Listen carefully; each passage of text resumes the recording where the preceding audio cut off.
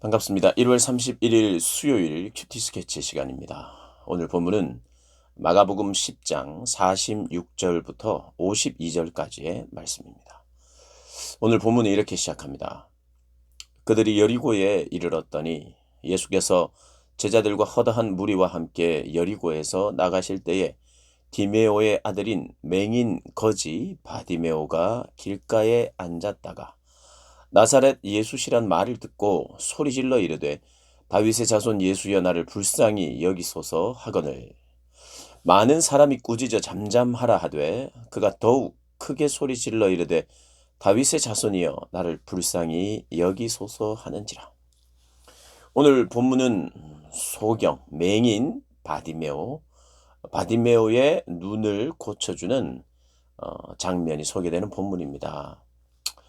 금방 읽었듯이 예수님께서 지나가신다는 소리를 듣고 소리를 칩니다.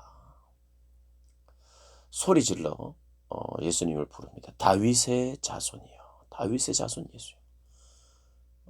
이 마가복음에서는 처음 고백한 사람입니다. 이 소경이, 이 맹인이요. 제자들에게는 예수님께서 내가 메시아인 것을 알리지 말라고 하셨습니다. 근데 다윗의 자손이여 하면서 메시아이심을 선포합니다. 이 맹인에게 그런 믿음이 있었던 것 같아요. 그게 믿음입니다. 다윗의 자손, 메시아, 구원자. 구원자의 이름을 불렀어요. 불쌍히 여겨달라고. 불쌍히 여겨달라고. 나는 구원이 필요합니다. 그 구원에는 자기의 눈을 뜨고 보기를 원하는 것이 포함되어 있죠. 그런데 그 예수를 부른 믿음의 고백이 저지를 당합니다. 사람들에 의해서.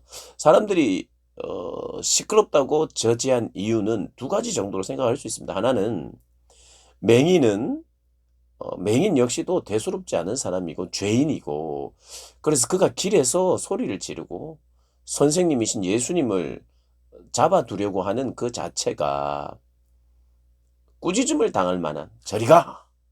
할 수 있는 그런 이 사회적 분위기였던 것 같고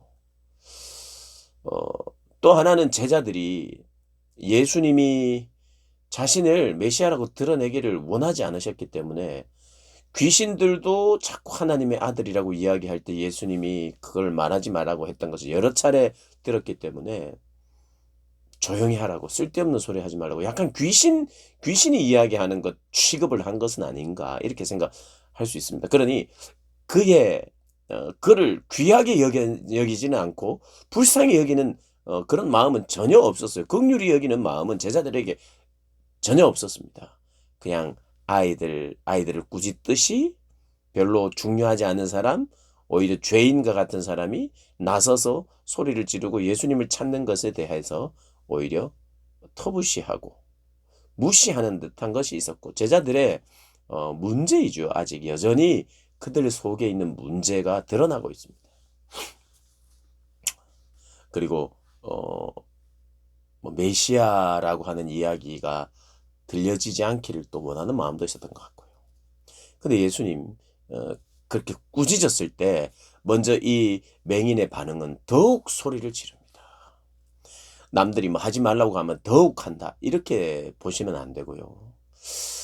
그는 예수가 지나간다는 소리를 듣고 그가 할 수 있는 최선이 소리 지르는 것 말고는 없습니다. 그래야만 예수님이 주목하니까요. 다른 사람들은 예수님 앞에 가면 됩니다. 눈을 뜨고 걸어서 예수님 앞에 꿇어앉아도 되고 경배해도 되고 또 여러 가지 모습으로 부탁을 할 수 있겠죠. 예의를 갖출 수도 있고요. 근데 지금 여기 맹인은 할 수 있는 것이 단 하나밖에 없어요. 소리로. 볼 수 없으니까. 소리로 그분을 찾는 거예요.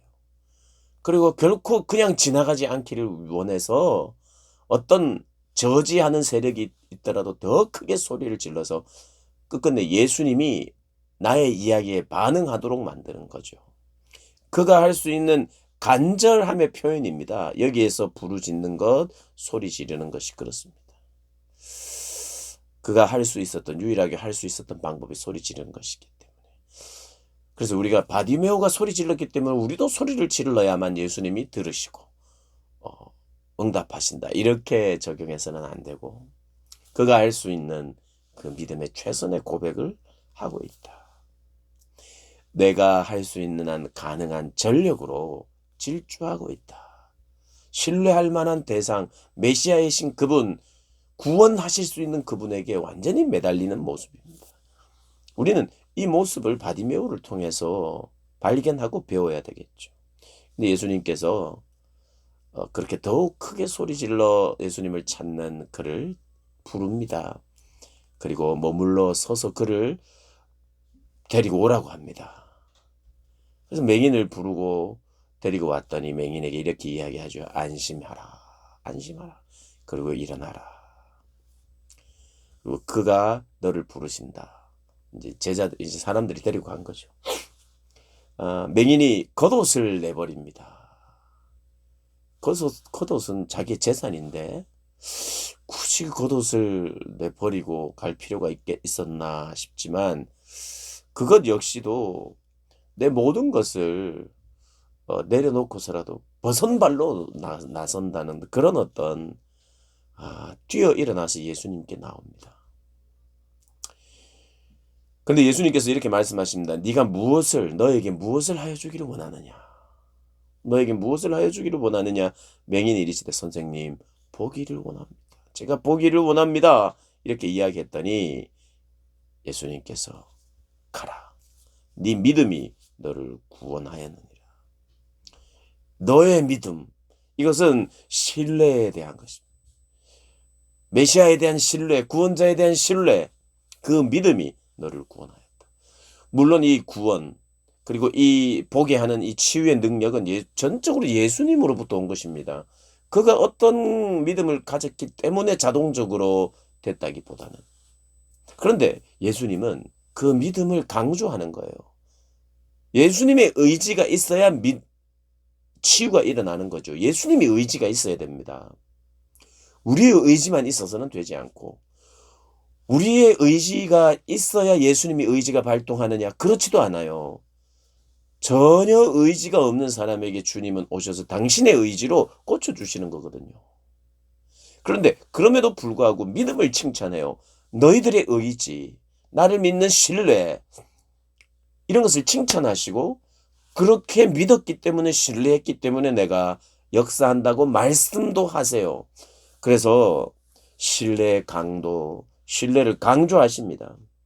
마치 그것 때문에, 그 신뢰 때문에 이 역사가 일어난 것처럼 설명도 하십니다. 어떻게 보면 이게 오해할 만한 소지가 있어요.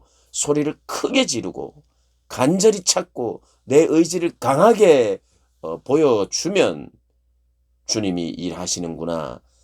역사가 있구나. 기적이 일어나는구나.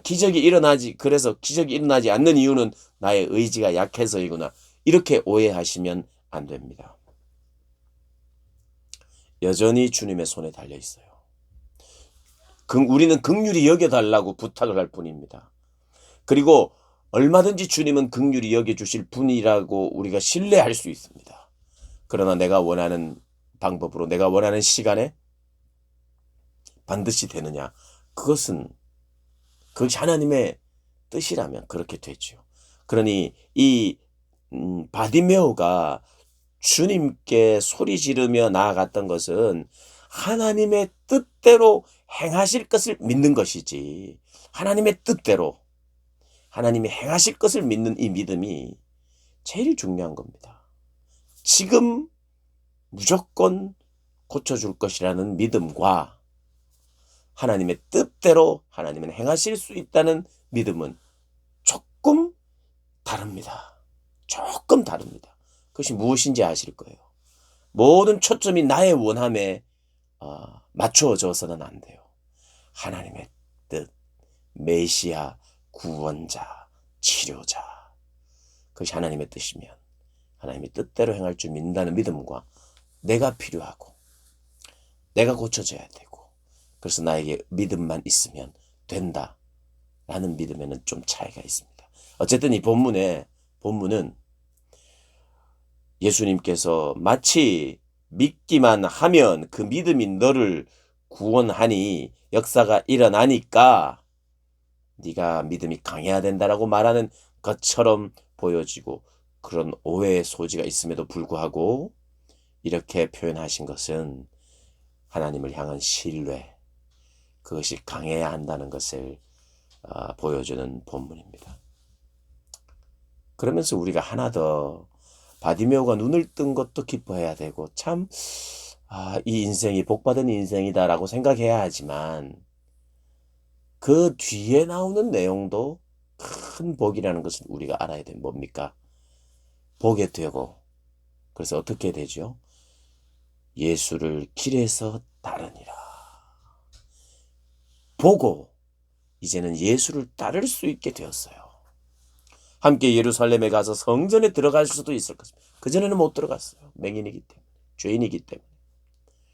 그런데 예수님과 함께 할 수 있었고 이게 어떻게 보면 더 큰 복이죠.